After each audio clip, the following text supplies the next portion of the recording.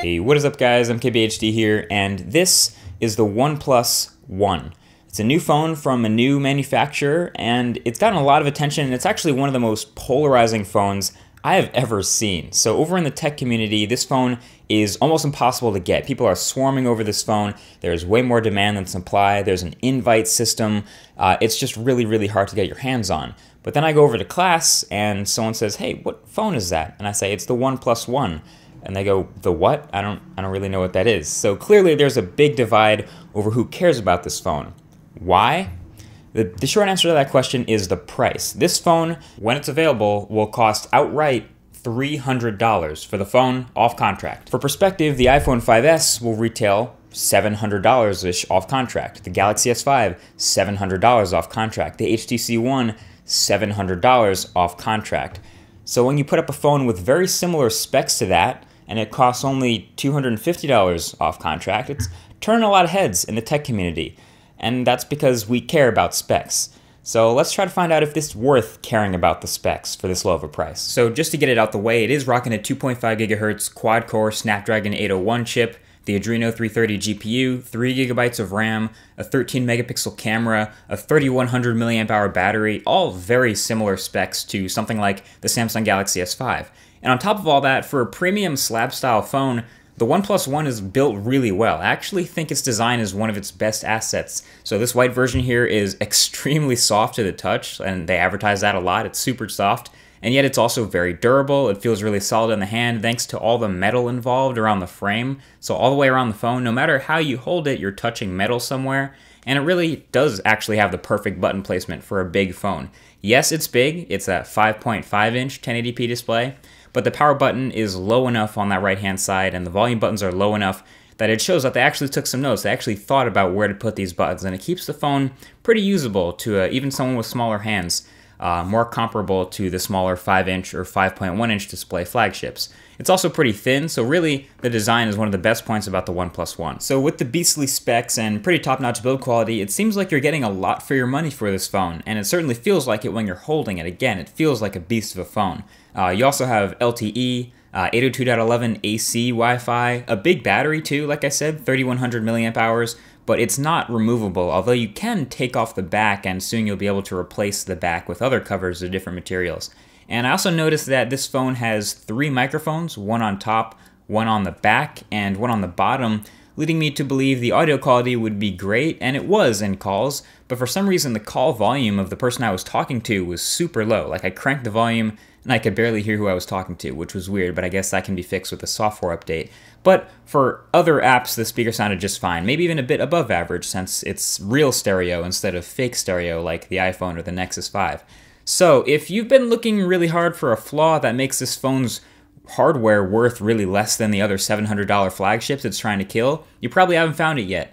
And neither have I. I mean, I've been using the phone for weeks. As far as I can tell, this phone is pretty much flawless, a miracle piece of hardware for the price, and I've been damn impressed with using it. But really guys, this phone is super similar on the inside to a lot of those other $700 phones thanks to the specs inside. So what really differentiates it, what really makes this a different phone, is actually the software. It's CyanogenMod. And like I said in that top 5 video I did not too long ago, for all intents and purposes, this is a CyanogenMod phone.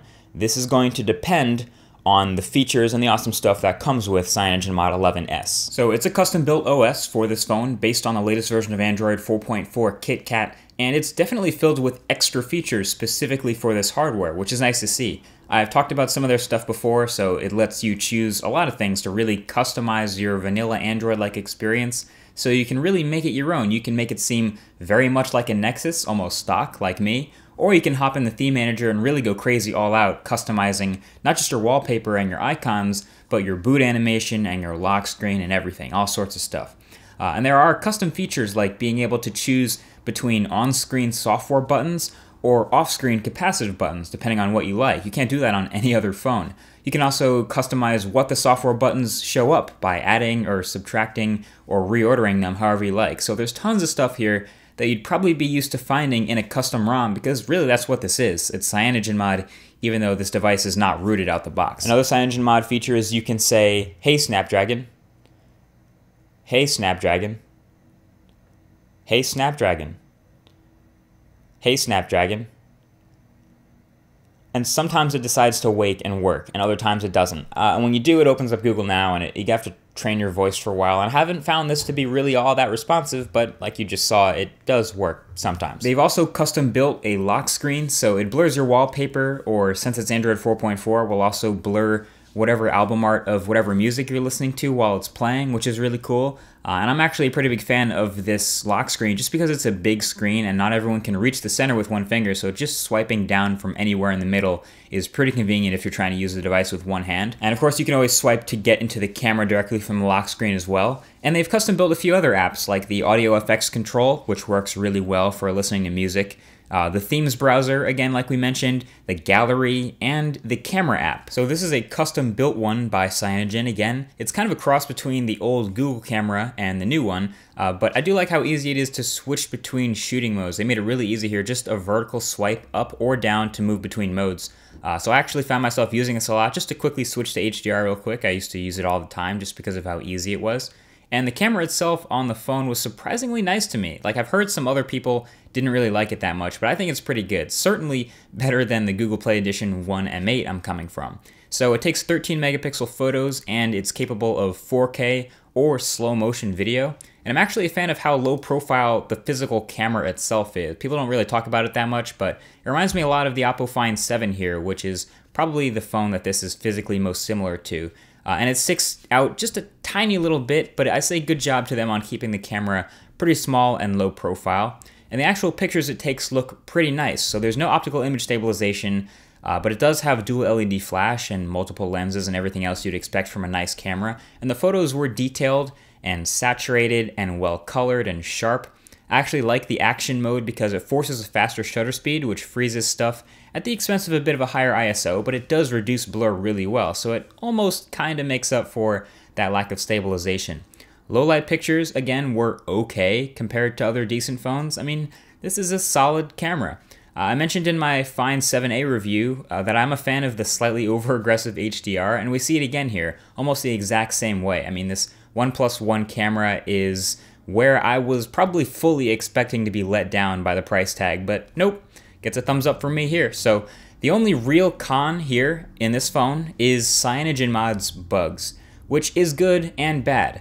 Bad because it's the whole OS, and it's a custom OS built for the phone, so you'd expect it to be perfect, I guess.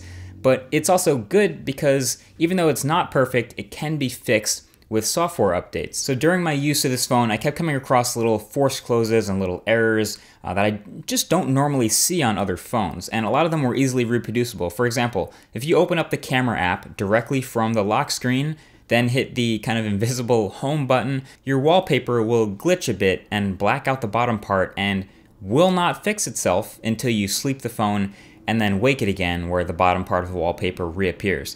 Kind of weird, but happens every time. Little stuff like that. Regular performance, zipping around the phone and multitasking is just fine. Opening and closing apps, animations, frame rates are all high. Even gaming is pretty great. I've played a couple of games on this phone. I'm not a big gamer on my phone, but it seems solid. But this is where it really gets weird. Really, almost all of the other animations throughout the OS are fast, except for the home button.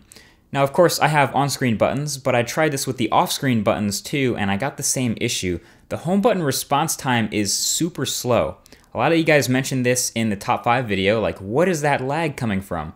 It's not really a lag, it's just a palpable delay. A delay between hitting the home button and then actually starting the animation to go home. It's so big of a delay that a lot of us notice it every time, and it got annoying for me. So I actually put it up next to the Google Play Edition One M8, like just to make sure I wasn't going crazy. And sure enough, yeah, it's got some serious delay, and I don't know why. The other buttons don't have a delay. The back button is actually faster, and the multitasking button works just fine. So I thought it was waiting for a home double tap to see if I was sleeping the screen, but I turned that option off, so I really have no explanation for this massive, intrusive delay for the home button. And I can only hope Cyanogen already knows about this issue and is working to fix it with a quick over-the-air software update. So that's kind of the story of using this phone. I love the hardware and using it and everything. It just doesn't feel quite as polished as a Nexus or another high-end flagship when I'm using it, and that's evident by the little software problems here and there, the occasional delays and force closes when working around and trying to use all the awesome features of this custom operating system. So at the end of the day, yeah, this phone comes down to CyanogenMod, and whether or not Cyanogen can keep improving and keep sending updates to this phone. I've already gotten one in the time I've spent with it, and whether or not they can live up to these specs, because I would really expect a phone with such awesome specs like this to perform kind of like a $700 phone. I'm not expecting it to match every part of that phone, but I expected a custom OS for a brand new company's phone to at least perform optimally on it. So really, this phone is going to live or die on CyanogenMod, and whether or not the updates come and keep it stable like it would on a Nexus, because you can already expect that to happen on a Nexus. So yeah, this is a really impressive phone. I am really big fan of the hardware. I like how soft the back is. I like how sturdy it's built. I like the specs. I like the way it looks. It is a big phone, but I have big hands. I don't mind that. And I can understand why people are clamoring over this phone, especially in the tech community. I don't think you should smash a $700 phone to get it, but hey, marketing is marketing, and this is a pretty well-priced phone for what you're getting for the money. So I say if you're willing to take that risk in CyanogenMod, and you think they're going to actually maintain it and update it like a Nexus is pretty much guaranteed to be from Google, and you want that experience for $100 off, it might just be a damn good deal for the risk you're taking. So if you trust them, do it. It's going to be worth it. I don't have any invites. I can't get you an invite if you're trying to get this phone. I'll keep you guys updated on Twitter, of course, in the link right below that like button for availability and things like that if you're trying to get your hands on it. But for now, there might be a giveaway coming up maybe soon. But really the idea here is if you're trusting CyanogenMod, it is a pretty good pick. So there you go, guys. Thanks for watching this review video. Hope you enjoyed it. Again, there's a thumbs up button below to click if you liked it. And I will talk to you guys in the next video. Peace.